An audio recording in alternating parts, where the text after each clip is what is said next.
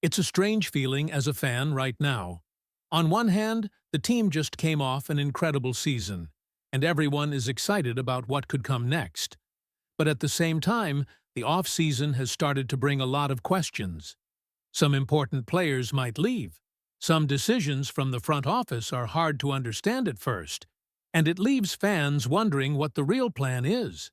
If you've been feeling a little nervous or confused about where things are going, trust me, you're definitely not the only one. But stick with me, and I'll keep you well informed. Click the like button and write in the comments, "Go Seahawks."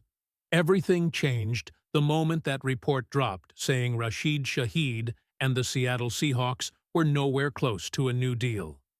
For a lot of fans, that single update instantly shifted the mood surrounding this offseason. Just a short time ago, this team was celebrating a Super Bowl run, and now suddenly there is real uncertainty about whether some of the key pieces that helped build that championship roster will actually still be in Seattle next season. When the news surfaced that Shaheed could be heading toward the open market instead of signing an extension, it immediately raised a much bigger question about the direction John Schneider might be taking with this roster. And here is why that moment hit so hard for Seahawks fans. This is not a rebuilding team. This is not a roster that just finished 7-10 and is trying to start over. This is a team that just climbed to the top of the league and proved it can win a Super Bowl. Normally, when a team reaches that level, the goal becomes simple. Keep the core together and run it back for another championship run. John Schneider even said himself that the intention is to keep as many pieces of that team together as possible, describing the roster as something special and calling the process of rebuilding it a puzzle he wants to solve. But the deeper you look into the current free agency situation, the more complicated that puzzle starts to look. There are 6 key free agents tied to the Seahawks right now, and each one represents a major decision about how this roster will look moving forward. The first and maybe most surprising situation involves Kenneth Walker. The reason this conversation starts with Walker is obvious. He just delivered one of the biggest performances imaginable on the biggest stage imaginable, winning Super Bowl MVP and proving he can carry this offense when it matters most. Seattle built a run-first identity, using a 2 running back system that allowed Walker to remain fresh while still being explosive.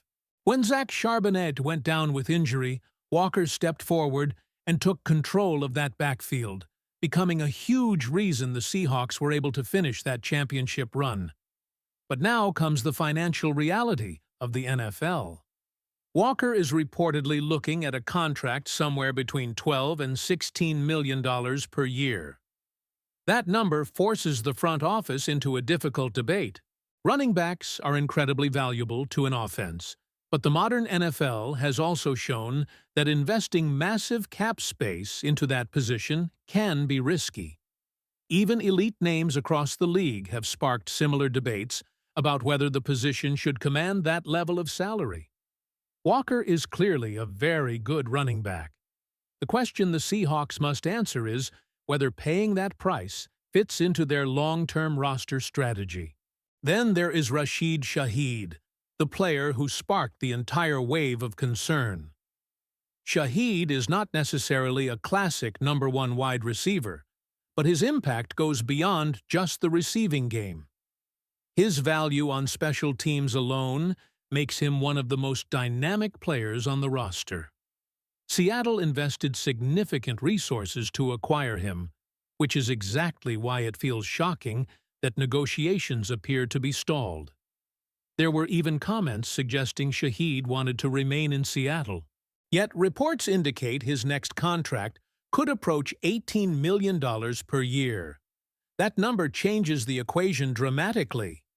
Paying that kind of money for a receiver who projects more as a second or third option in the offense becomes a much tougher decision. On the defensive side, the situation with safety Kobe Bryant might be one of the most interesting storylines of the entire group. Bryant originally entered the league as a cornerback before transitioning into a safety role, And that move ended up being incredibly successful. He became a key contributor to a defense that played a huge role in the Seahawks' championship season. However, Seattle may already have an internal option ready to replace him. Tai Okada quietly had an impressive season, improving significantly and showing the ability to contribute both defensively and on special teams. If the Seahawks believe Okada can deliver close to the same production at a lower cost, it would make sense for the team to allocate that money elsewhere on the roster. Edge rusher Boy Mayfe presents another complicated case. His advanced metrics suggest he is a highly effective pass rusher, ranking well in pressure rate and pass rush win rate. Yet there were already indications Seattle was open to moving him, including trade discussions with the Kansas City Chiefs before the deadline. Around the league, some teams believe Mayfe could be even more productive in a different defensive system, which means he may command a bigger contract on the market than Seattle is willing to offer.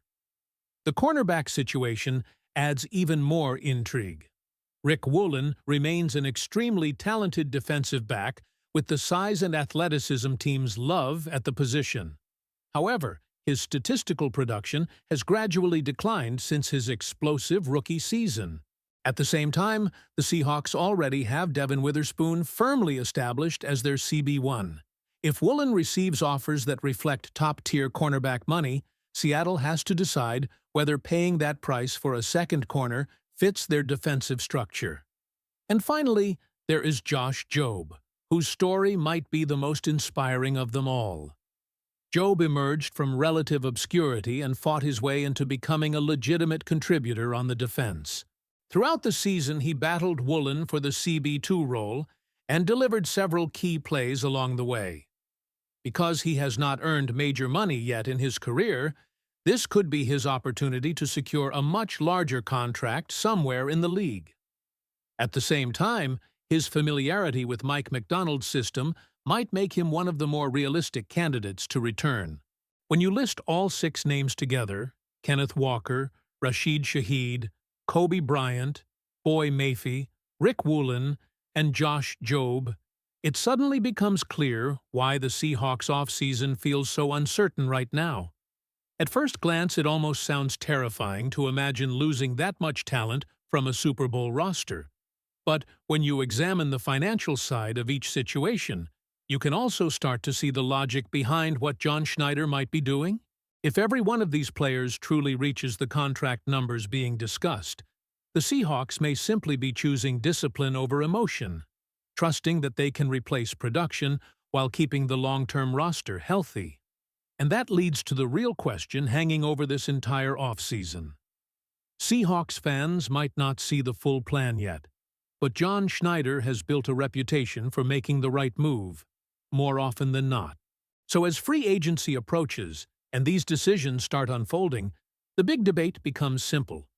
Should Seahawks fans be worried about these potential departures, or is this exactly the kind of calculated strategy that keeps championship teams competitive for years?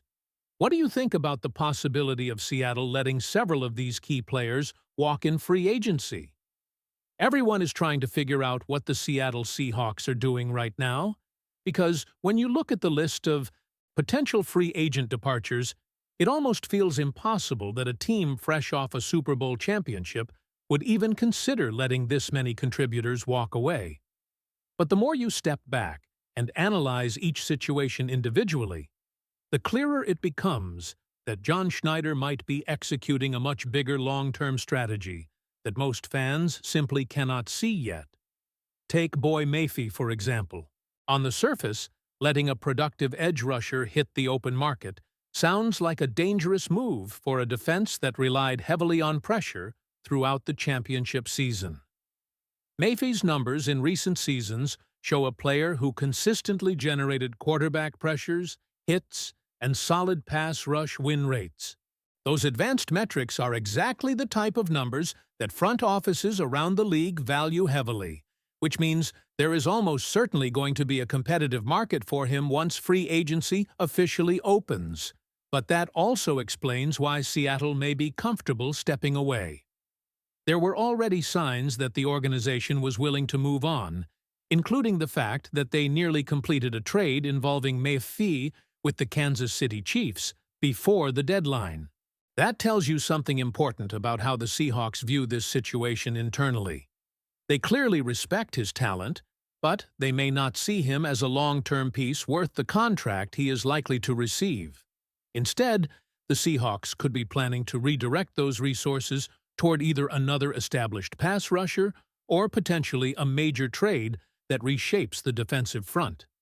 That's often how championship teams maintain success. They avoid overpaying for players whose value might peak in free agency and instead stay flexible enough to pursue bigger upgrades when opportunities appear. The same philosophy might apply to the cornerback position, where the future of Riq Woolen has quietly become one of the most fascinating storylines of this offseason. Woolen remains one of the most physically gifted defensive backs in the league. His length, speed, and ability to disrupt passes make him extremely valuable in the right defensive system. But there's an important factor here that cannot be ignored. Devon Witherspoon has firmly established himself as the Seahawks' #1 cornerback. That means any contract decision involving Woolen has to be evaluated within that context. If Woolen hits the open market, there is a very real chance another team views him as a true CB1 and offers him a contract that reflects that belief. And if that happens, Seattle may simply decide that paying top-tier cornerback money to someone who would play as CB2 on their roster does not make sense financially. That brings us to Josh Jobe, who might actually represent the most realistic chance for Seattle to retain someone from this group. Jobe's journey to becoming a contributor on this defense has been remarkable. He essentially emerged from the background and worked his way into meaningful snaps, eventually competing directly with Woolen for the CB2 role. Early in the season, he showed flashes of high-level play, recording tackles, pass breakups, and even an interception. As the season progressed, his performance stabilized closer to what teams expect from a second or third cornerback. But that is still incredibly valuable depth for any defense. Because of his familiarity with the system and the role he plays within it, Jobe could be a player the Seahawks prioritize bringing back, assuming his market value remains reasonable. But even that situation comes with its own complications. Unlike some of the other players on this list, Jobe has not earned a massive contract yet in his NFL career. That means this free agency period might represent his best opportunity to secure financial stability. For players in the NFL, career longevity is never guaranteed. Many players only last a few seasons, so when the chance to sign a larger contract arrives, it often becomes impossible to ignore. When you stack all of these scenarios together, the Seahawks' offseason begins to look less like chaos and more like a calculated balancing act. Kenneth Walker might be too expensive for a running back contract in Seattle's system. Rashid Shaheed could command wide receiver money that exceeds the role he plays in the offense. Kobe Bryant might be replaceable internally thanks to Ty Okada's development. Boy Mayfield could be valued more highly by other teams than by the Seahawks themselves. Riq Woolen might receive CB1 offers, while Seattle already has their CB1 in Devon Witherspoon. And Josh Jobe, while potentially the easiest to retain, may still chase a larger opportunity elsewhere. At first glance, that list sounds terrifying for a fan base that just watched this roster reach the very top of the league. But if you look at it through the lens of roster construction, something interesting begins to appear. Seattle might be prioritizing financial discipline over emotional decisions. Instead of paying premium contracts to multiple players at once, they may be preserving flexibility to reinforce the roster in other ways, through trades, the draft, or targeted free agent additions that better fit their system. And when you consider who is making those decisions, that strategy becomes easier to trust. John Schneider has built a reputation as one of the most effective general managers in the NFL. Time and time again, he has found value where other teams were not looking, turning overlooked players into key contributors and assembling rosters capable of competing for championships. That track record is the reason many fans are starting to believe that even if this offseason looks uncomfortable in the short term, it might actually strengthen the Seahawks over the long run. So maybe the real takeaway from everything happening right now is this: what feels like uncertainty might actually be the early stages of another calculated roster evolution. The Seahawks may not simply be trying to repeat last season. They might be trying to build a team capable of staying dominant for years. Make sure you subscribe to the channel, drop a like on the video, and click the video that's on your screen right now, because the latest Seahawks news and analysis is something you'll only find right here first. Go Seahawks!